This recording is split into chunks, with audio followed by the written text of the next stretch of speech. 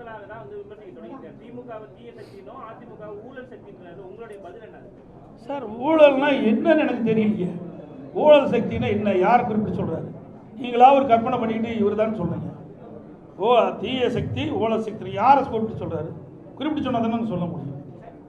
எங்களெல்லாம் ஊழல் சொல்றதுக்கு வழியே கிடையாது. மாண்பு அம்மா அவர்களை ஏற்றுக்கிட்டார்.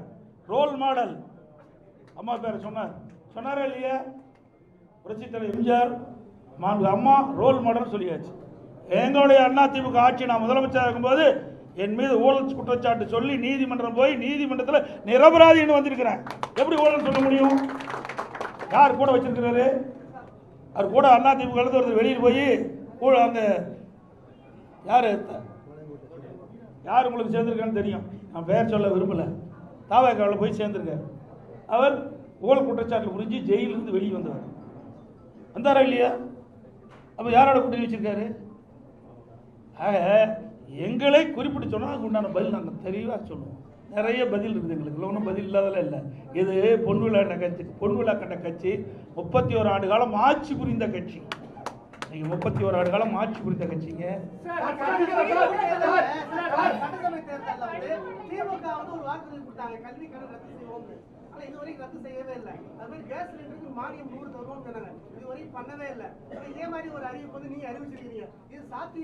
நாங்க சாத்தியமா இருக்கிற காரணத்துல தான் அறிவிக்கிறேங்க. இதை நீங்க கேட்கிற கேள்வி அங்க கேட்கணும்.